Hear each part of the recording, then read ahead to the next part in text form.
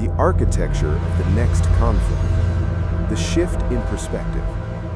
The next great cyber conflict will not be waged with conventional code, but with qubits.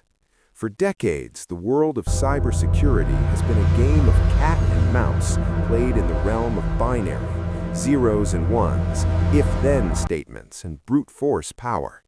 We built our walls out of logic, and for a long time, those walls held. But we are entering a transition period where the very foundations of digital trust are being re-examined.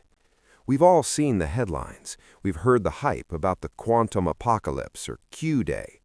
But as an architect, I've learned that fear is rarely a good foundation for security. To truly protect a system, you have to understand exactly how it can be broken. Today, we are moving past the sensationalism to look at the actual mechanism of a quantum attack. We aren't here to talk about sci-fi. We are here to study how an adversary shapes probability to solve what we once called the unsolvable. Defining the adversary. When we talk about a quantum adversary, what are we actually talking about? We aren't talking about a computer that is just faster than your laptop. If that were the case, we could just build faster firewalls.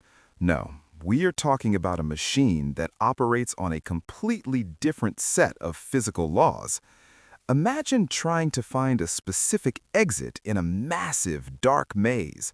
A classical attacker is like a person with a single flashlight, walking down one path at a time, hitting a dead end, turning back, and trying again. It is a slow, linear process.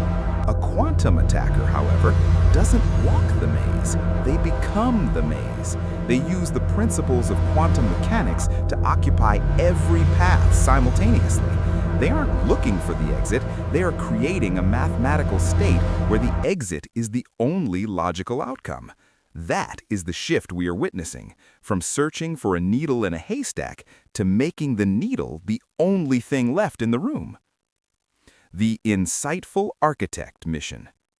Hi, I'm your AI and Quantum Security Architect.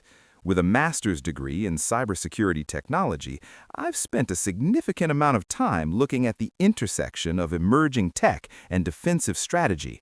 What I realized early on is that there is a massive gap between the high-level physics of quantum mechanics and the ground-level reality of cybersecurity professionals.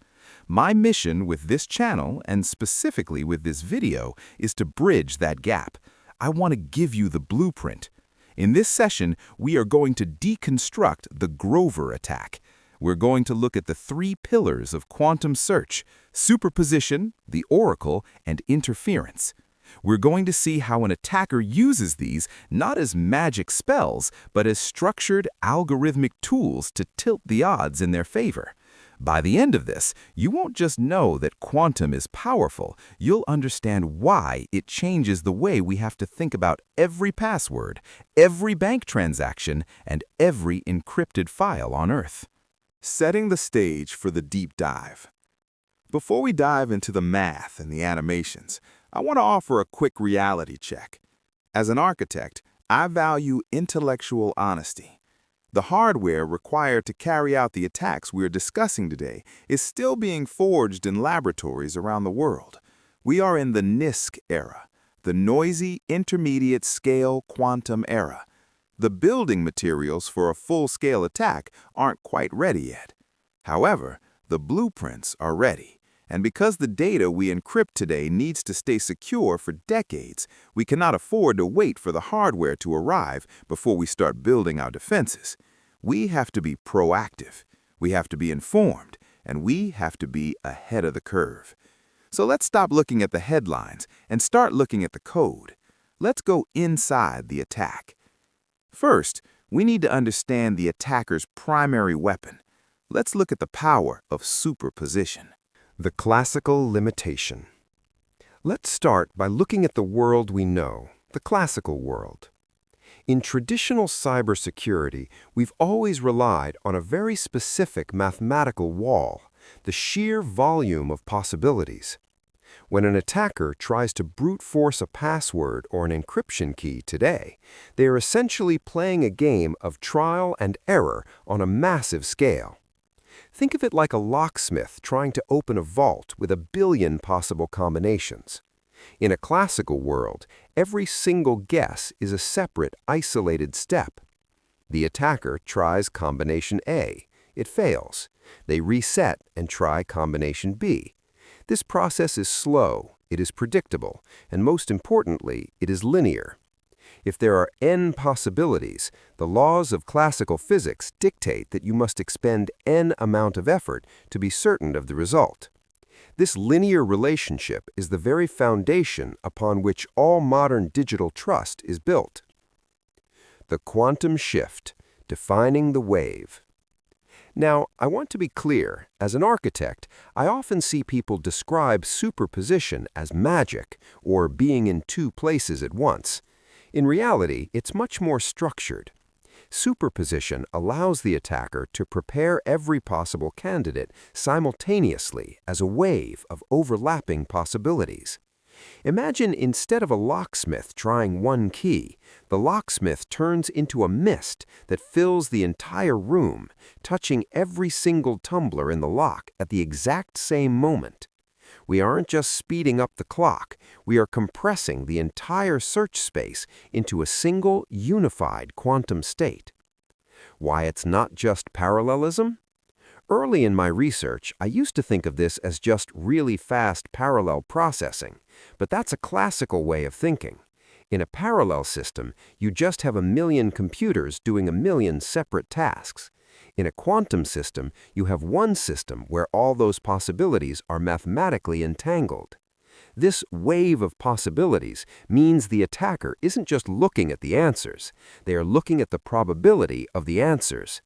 Because the entire search space exists inside one state, the attacker can now use the laws of physics to manipulate that state as a whole.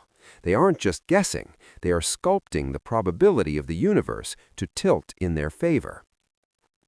Security implications for the architect. So what does this mean for us as security professionals? It means the time to compromise metrics we've used for decades are about to become obsolete. When n steps turn into a single quantum preparation, the wall of complexity we've built our banks and governments on starts to look very thin. As we move through this lesson, keep this image in your mind. Superposition is the loading phase of the attack. It is the moment the attacker occupies the entire board before they begin the process of elimination. If you can visualize this overlapping wave, you've taken the first step toward understanding why we need a new blueprint for digital trust.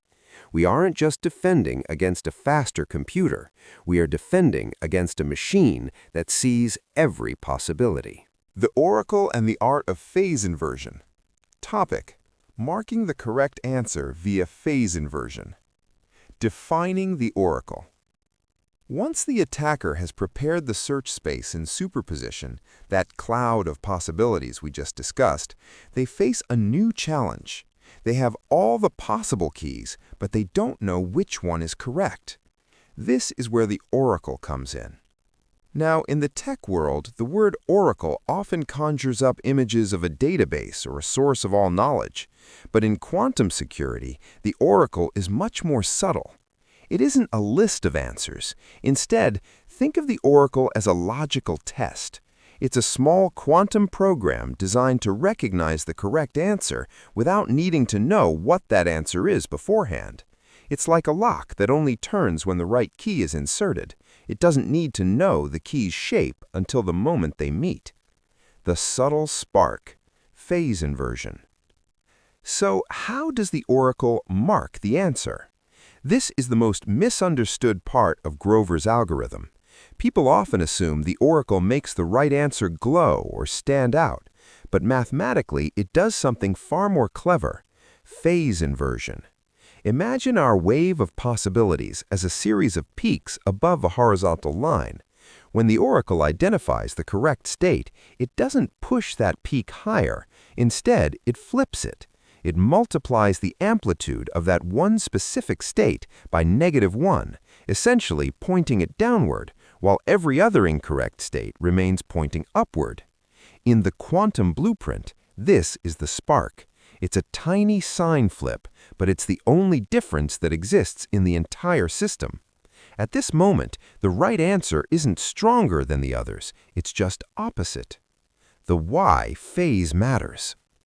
You might be wondering, if we fripped the answer, why can't we just measure it now? Here is the catch, and this is where my doctoral research really challenged my intuition. In quantum mechanics, we measure probability by the square of the amplitude. Because -1 squared is the same as 1 squared, the probability of finding the flipped answer is exactly the same as finding any of the wrong ones. The attacker hasn't found the answer yet. What they've done is created a mathematical anchor. By flipping that one state, they have created a dip in the universe's probability. This phase difference is the prerequisite for interference. Without this inversion, the next step, the amplification, simply wouldn't have anything to grab onto. The architect's strategic view.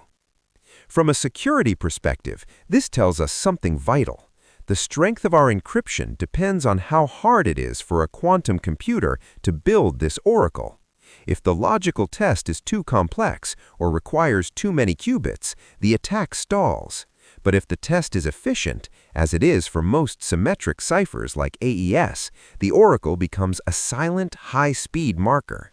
It's the moment the attacker places a target on our data. The answer is still hidden in the noise, but it's now the only thing in the room that's out of sync with everything else. And as we're about to see, being out of sync is exactly what allows the quantum computer to win. Let's look at how we take this tiny flip and turn it into a massive advantage. The diffusion operator, sculpting the solution. Amplitude amplification via the diffusion operator. Beyond the flip. Now we reach the climax of the quantum attack. We have our search space in superposition, and we have our oracle, which has flipped the sign of the correct answer. But as we discussed, that answer is still hidden. Its probability is no higher than the billions of wrong answers surrounding it. To solve this, we apply the diffusion operator, also known as inversion about the average.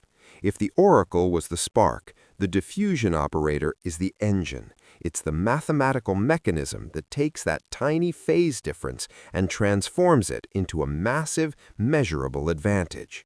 As an architect, I view this as the sculpting phase of the algorithm. Visualizing the reflection.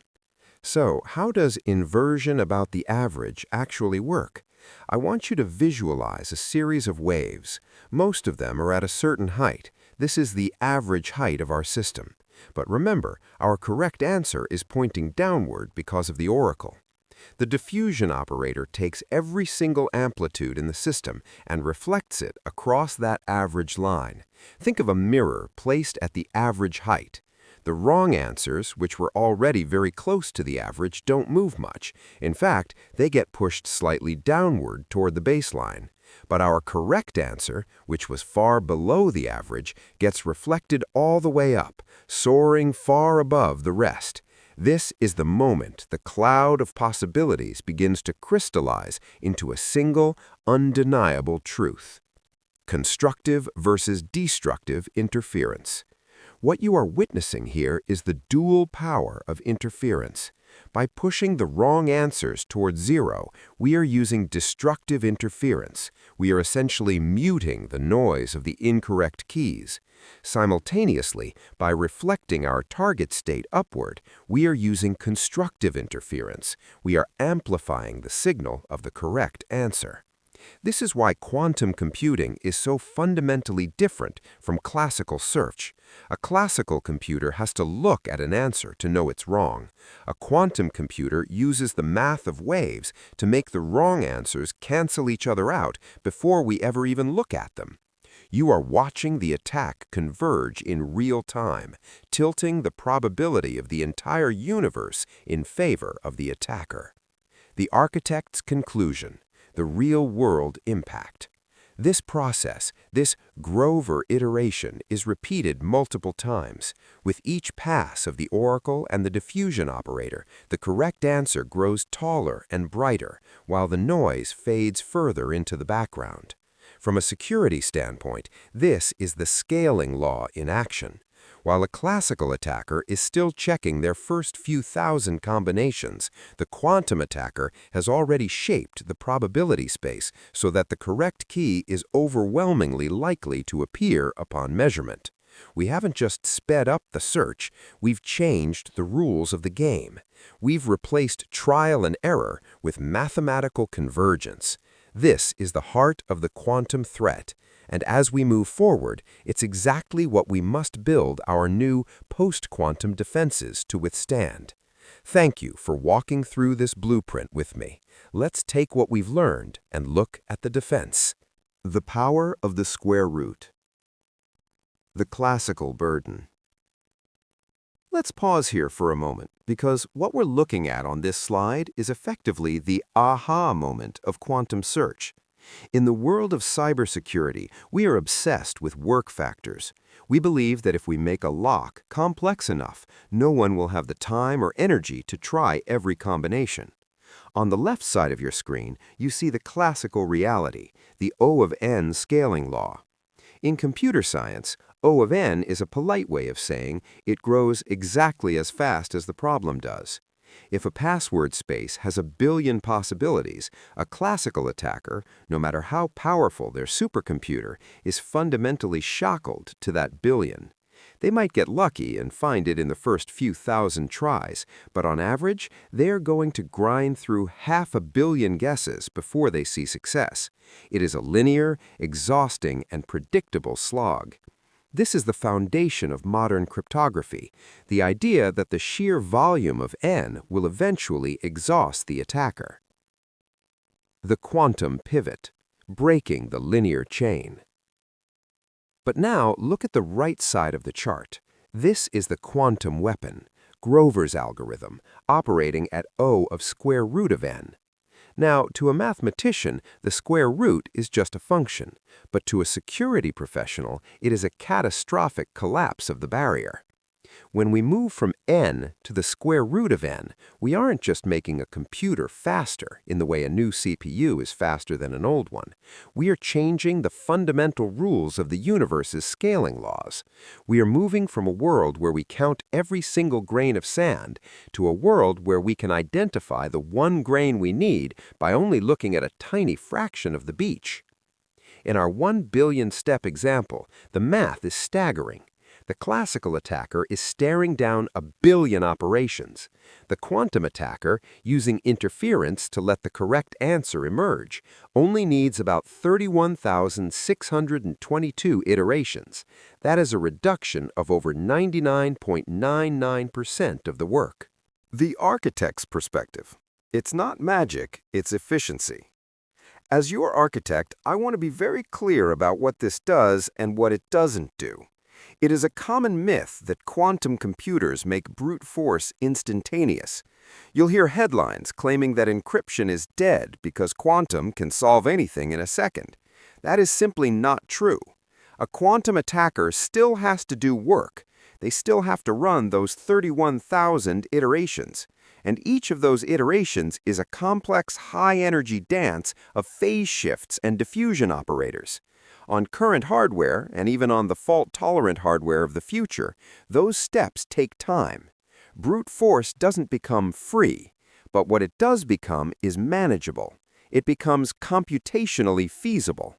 When you can take a problem that would have lasted longer than the age of the universe and shrink it down to something that can be solved in a few months or even a few years, the entire architecture of trust in our digital world begins to shift. The security implications, why scaling matters. This shift in the scaling law is exactly why we see the industry moving toward doubled key sizes. If you double the length of a key in the classical world, you haven't just doubled the security, you've squared the work factor. But in the quantum world, because Grover's algorithm is already taking the square root, that doubling of the key length only puts the security back to where it was originally. Think about that. to fight a quantum attacker, we have to work twice as hard just to stand still. This is why understanding the difference between O of n and O of the square root of n is the most important piece of the puzzle. It tells us that we can no longer rely on big numbers to protect us. We have to understand the logic of the attack. If the scaling law of the universe is moving from linear to quadratic, then the way we architect our defenses must move with it. Final thought. It's not about how fast the computer is, it's about how many steps the math requires. And as you can see by the bar heights on this slide, the quantum attacker is walking a much shorter path. Let's move on to how this looks when we apply it to real-world AES encryption. The new standard of digital trust.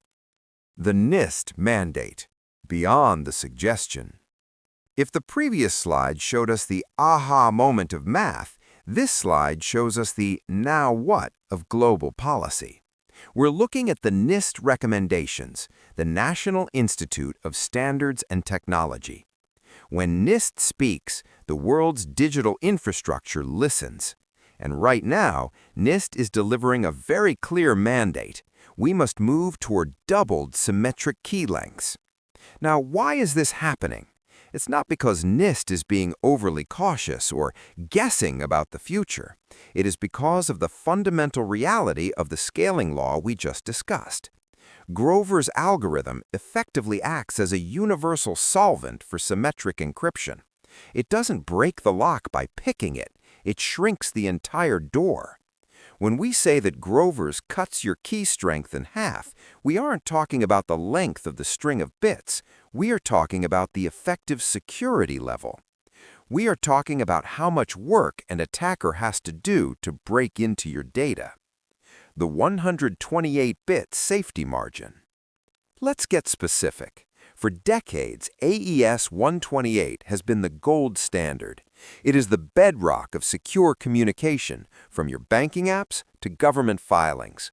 In a classical world, 128 bits of security is an astronomical number. It is a safety margin that is felt impenetrable. But in the presence of a large-scale quantum adversary, that 128-bit key suddenly behaves like a 64-bit key. Now, to a layperson, half might not sound like a total failure, but in cryptography, security is exponential. Dropping from 128 to 64 bits isn't like losing half your money. It's like moving from a vault that would take 1 trillion years to crack to a vault that can be opened in a weekend. A 64-bit security level is well within the reach of modern classical supercomputing clusters, let alone a quantum one. This is why we say that to maintain a 128-bit safety margin in a quantum world, moving to 256-bit keys is not a best practice, it is a mathematical necessity. The logic of doubling. As your architect, I want you to understand the logic behind the double rule. Why 256? Why not 150 or 200? Because Grover's algorithm provides a quadratic speedup. It takes the square root of the search space. Mathematically, the square root of 2 to the 256th is 2 to the 128th. By moving to AES 256th, we are essentially pre-shrinking the key for the attacker. We provide enough bits so that even after Grover's algorithm does its work and takes its square root, the remaining effective security is still 128 bits. We are forcing the quantum attacker to perform 2 to the 128th operations.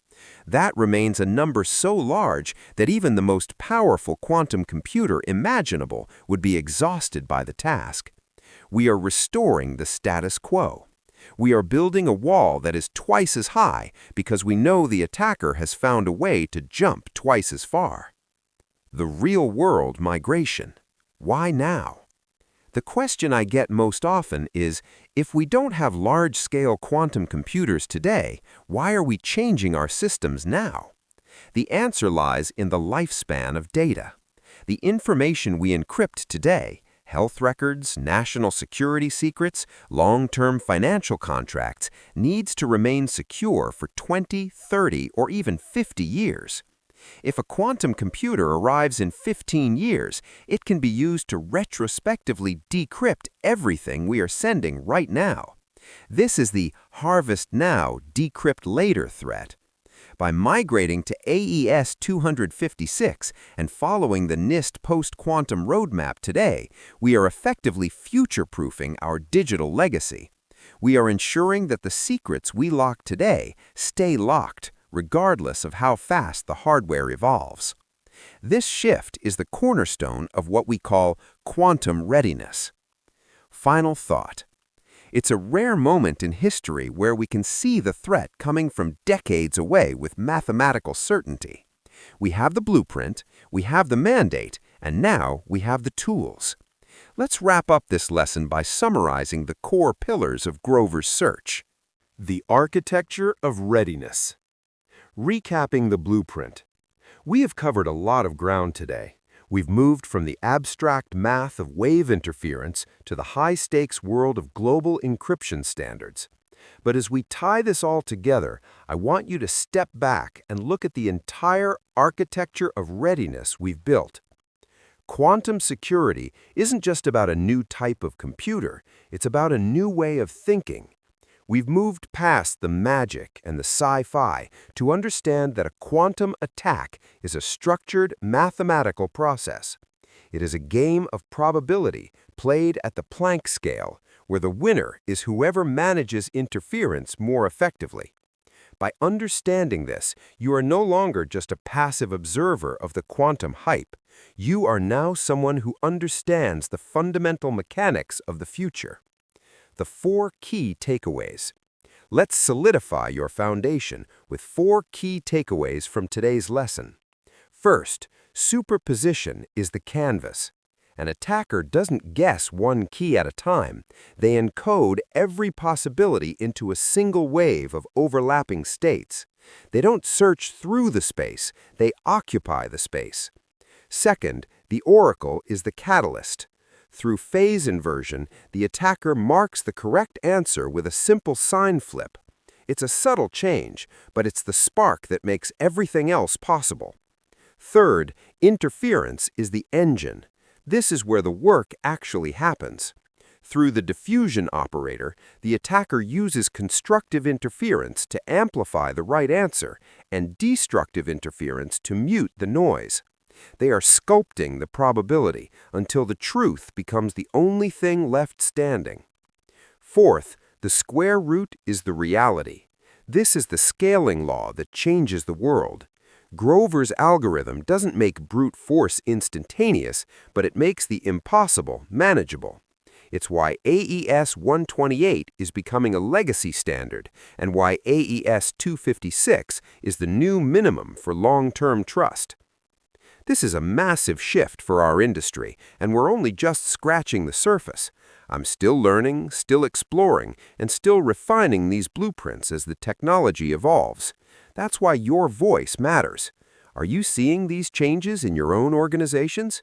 Do you have questions about the hardware gaps or the NIST roadmap? Let's start a conversation in the comments. I'm here to share this journey with you, and I welcome the experts among you to join in and keep us all sharp.